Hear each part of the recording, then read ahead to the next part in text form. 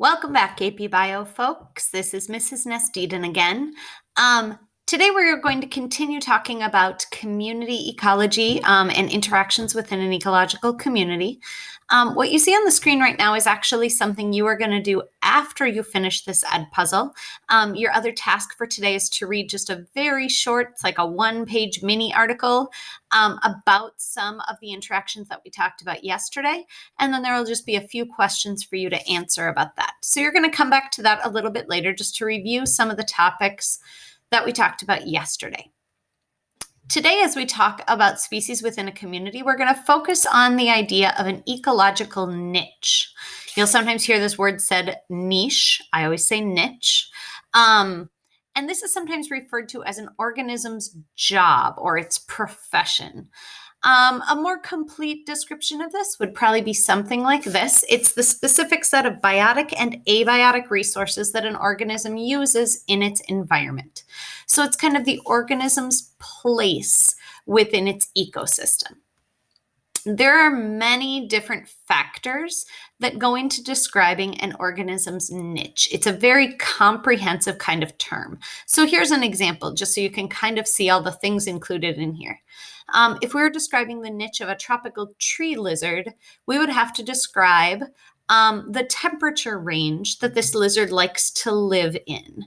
We would also have to include the size of the branches that it perches on. Is it mainly found on little tiny skinny branches or big fatter ones, or all of the above? The time of day that it's active. Is it active only in the early morning and late evening? Is it active during the day? Is it nocturnal? That's part of its niche as well. And what sizes of insects and types of insects that it eats. All of those factors are part of its niche. So this is more than just its role in the food web or something like that. The idea of a niche is a very comprehensive picture of how that organism fits into the entire ecosystem. The species interactions that we talked about yesterday can affect an organism's niche. So this is an example that talks about some lizards, Anolis sagrii. And the caption for this figure says, the response of the lizard, Anolis sagrii, to the introduction of a larger lizard predator, Laocephalus carinatus, which naturally colonized a small island in the Bahamas between April 1996 and April 1997. The graphs show the average perch height in centimeters and perch diameter in millimeters of A. sagrii before colonization by L. carinatus in April 1996 and following colonization from April 1997 through April 1999.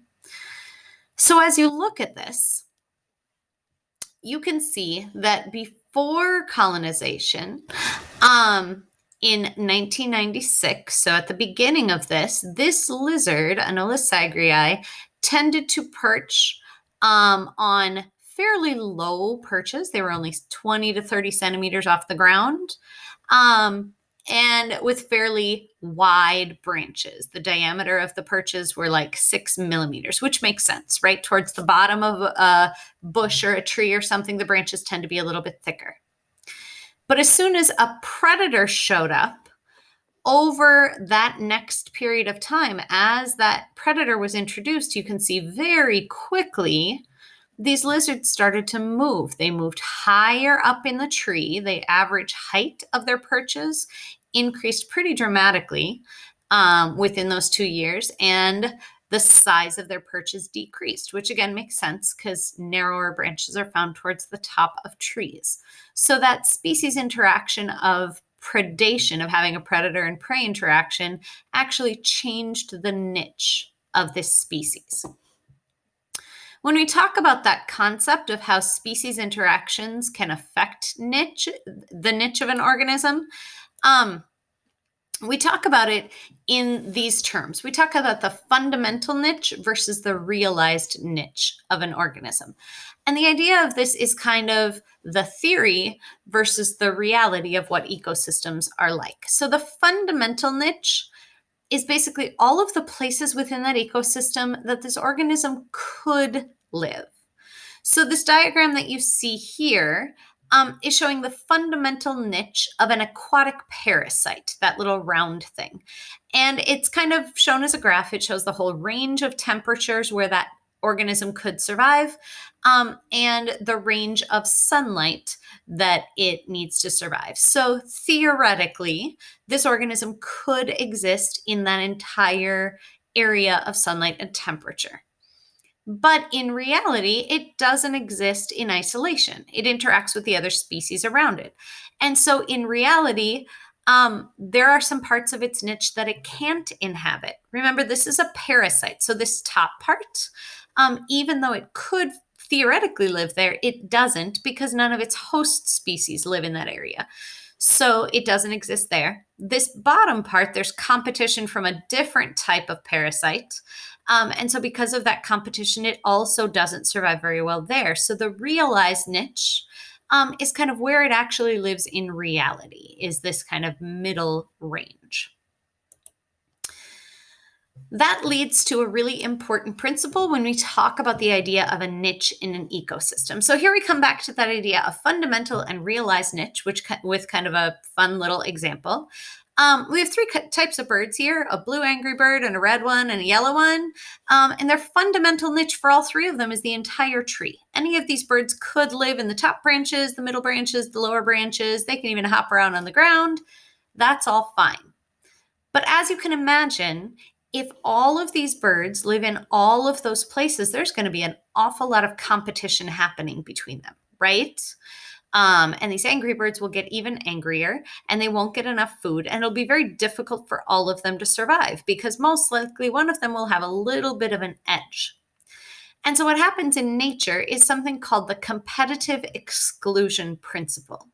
In an ecosystem, no two species can occupy the exact same niche, because one of them will outcompete the other. And so what you see happening in nature, because of this competitive exclusion principle, is that the realized niche, even though these birds could live in the entire tree, the realized niche looks something more like this.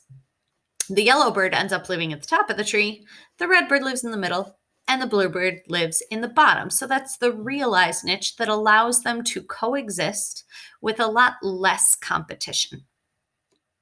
We're going to continue talking a little more about this idea tomorrow, of competitive exclusion and different ways that this can happen to allow for lots of different species to live in the same ecosystem.